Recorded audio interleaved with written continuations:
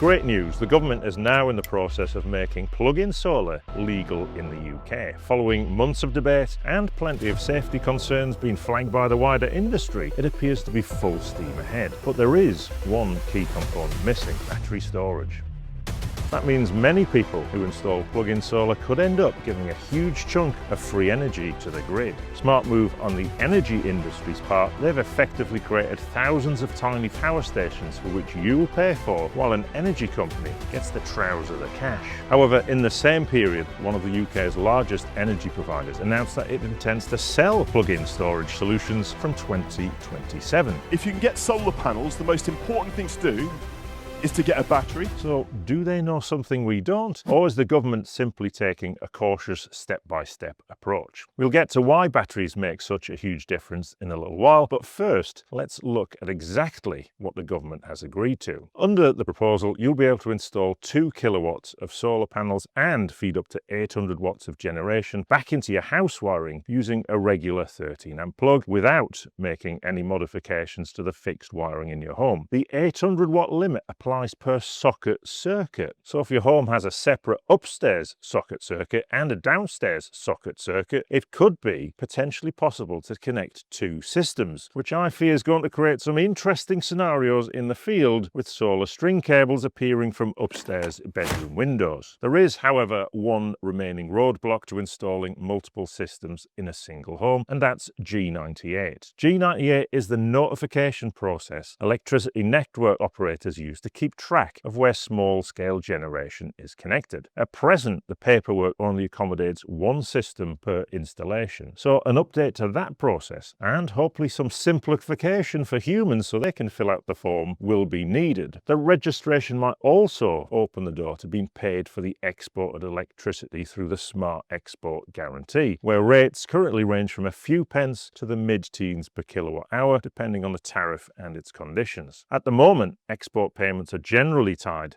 to MCS certified installations. Recognising plug-in systems could therefore challenge the MCS status quo and potentially create a new route for consumers to get paid for their surplus generation. That is, however, total speculation. These systems won't simply consist of a random solar panel, an inverter bought from the internet, and whatever cable happens to be lying around in the shed. They have to be supplied as complete kits, including the panels, microinverter, and mounting equipment. So no cable ties, bungee cords or tape, which will upset some members of the DIY solar community. The complete system must be tested and certified against the government's plug-in solar product specification. That specification has been developed on the back of German plug-in solar standards, with some additional requirements intended to accommodate the particular quirks of UK wiring. The specification also places restrictions where these systems can be mounted. It specifically excludes mounting onto potentially combustible materials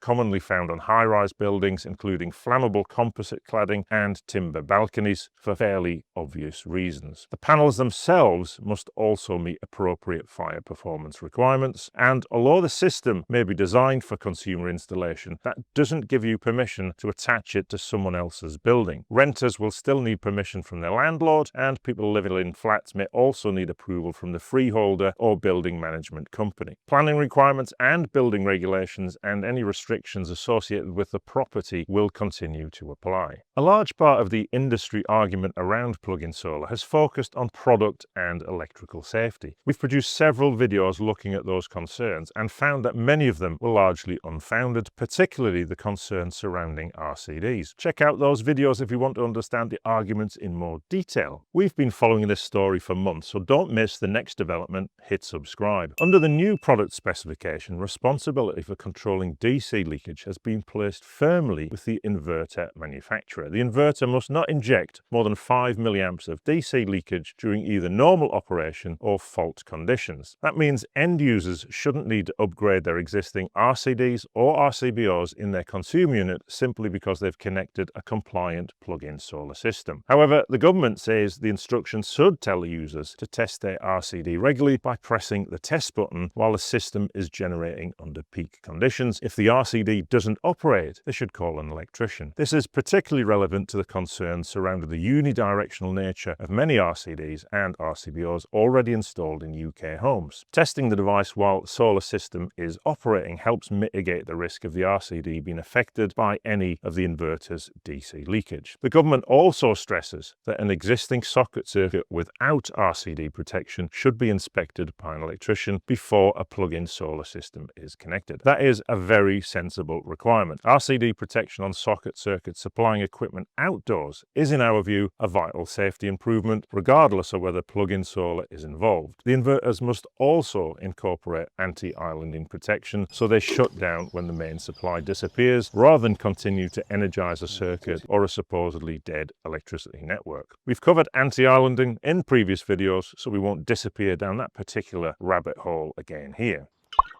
Now let's turn to the panels themselves. The system can include up to 2 kilowatts of solar panels, but it can only feed a maximum of 800 watts into the socket circuit. So why the mismatch? In reality, solar panels rarely generate the maximum power printed on their rating plate, and when they do, it's usually only for a relatively short period. The position of the sun, the season, cloud cover, shading, and ambient temperature all affect their output. Oversizing the solar array therefore gives the system a better chance of reaching the inverter's 800 watt limit and remaining close to it for longer. The downside is that on peak summer days, you'll experience clipping. That's where the panels are capable of producing much more power than the inverter can process. The inverter remains limited to 800 watts and the additional potential generation is lost. Having more panel capacity than the inverter capacity also creates more flexibility. For example, panels could be positioned on east-west facing parts of a property. The east-facing panels harvest more morning sun, while the west-facing panels continue generating later in the day, rather than every panel peaking at exactly the same time. The generation is spread across a longer period. The 2 kilowatt allowance is also limited by the requirement for a maximum of 2 panels connected in series on each string, with a maximum string voltage of 120 volts DC. That effectively keeps the panel cabling within the extra low voltage range, although to be clear, 120 volts DC can still give you a very memorable shock. Limiting the number of panels and therefore the available power on each string also reduces the potential for a sustained DC arc. There is an interesting distinction when it comes to connectors. The 13 amp plug fitted to the AC's inverter cable must be a molded non-rewirable plug. However, the DC connectors fitted to the solar string cables may be terminated by the user, and that opens up an entire can of worms concerning compatible solar connectors. Mixing supposedly compatible connectors from different manufacturers is an issue that has literally been burning for years. We've produced a full in-depth video about that solar connector compatibility. It will be very interesting to see how this plays out in the consumer plug-in market. All of this creates a framework for getting solar energy safely into the home,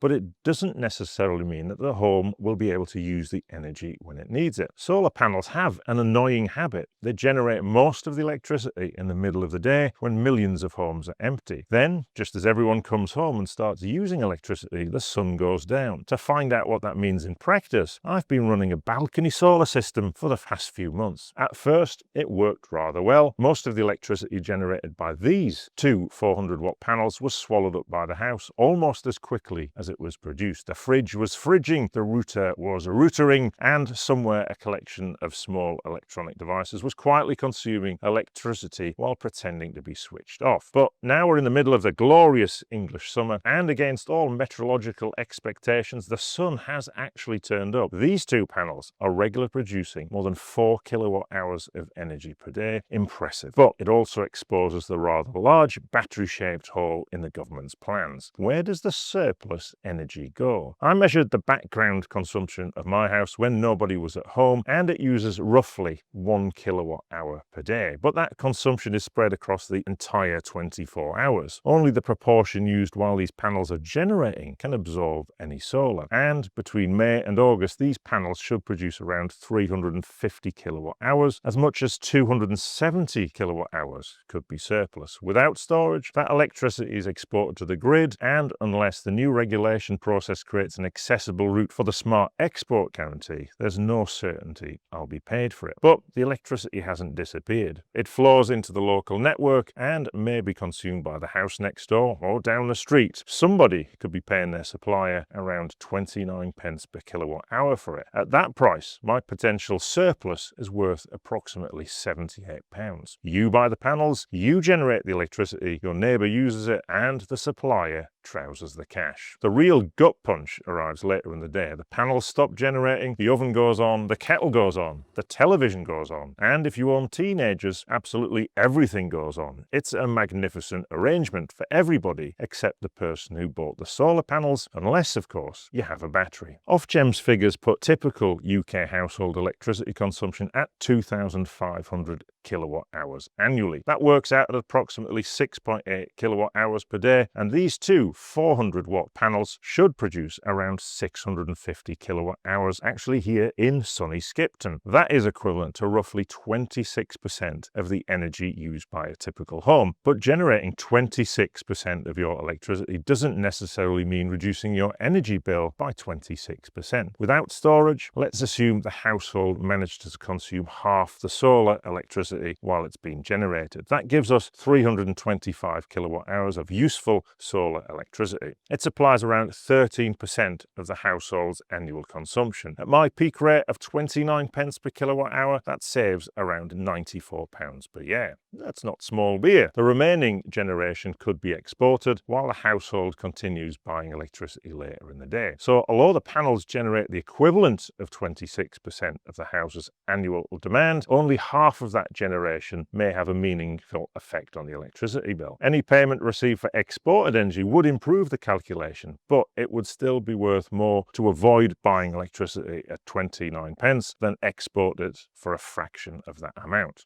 Now let's add a 5 kilowatt hour battery to the system. We've chosen that capacity because it's what's built into the new Anker SOLIX Solarbank 4 Pro. More on that in a moment. Instead of exporting surplus generation, the battery stores it and releases it later when the house actually needs it. If storage increases solar utilization from around 50% to approximately 90%, the system could capture about 585 of the 650 kilowatt hours generated each year. Some of that electricity is consumed directly while a surplus passes through the battery. Allowing for approximately 10% in battery and conversion losses on the stored energy gives us around 559 kilowatt hours of usable solar electricity. So the proportion of the household's annual electricity supplied from solar increases from 13% to around 22%. At 29 pence per kilowatt hour, that usable solar electricity is worth approximately £162. The battery has increased the annual solar saving from around £94 to £162. That is very useful. But storing surplus solar is only half of the story. I'm on a time of use electricity tariff. Between midnight and 6 a.m, electricity costs me 8 pence per kilowatt hour. For the remaining 18 hours, it costs 29 pence. Same electrons, more than 3.5 times the price. That gap is where a 5 kilowatt hour battery can really earn its keep. When there isn't enough solar to charge it, I can fill the battery from the grid during the cheap overnight period and use that electricity later when it would otherwise cost 29 pence. The Anker Solarbank 4 supports a 100% depth of discharge, so its full 5 kilowatt hour capacity is available for use. Allowing for losses while charging, it takes around 5.26 kilowatt hours from the grid to fill it. At 8 pence per kilowatt hour, that costs approximately 42 pence. After further losses when the battery discharges, around 4.75 kilowatt hours reaches the house. Buying that much electricity at 29 pence would cost approximately £1.38. That creates a potential saving of around 96 pence from one complete grid charge cycle. Of course, we can't use the battery twice. On sunny days, some of its capacity will be occupied by surplus solar. During darker periods, more of it can be filled using cheap overnight electricity. So what could that mean across a full year for a typical UK home? Let's bring all of this together. A typical household uses 2,500 kilowatt hours of electricity per year. With two 400-watt panels but no battery, around 325 kilowatt hours may be used directly. That supplies approximately 13% of the household's annual electricity and saves around £94. Add a 5 kilowatt hour battery and the usable solar contribution increases to 559 kilowatt hours. That supplies around 22% of the the household's electricity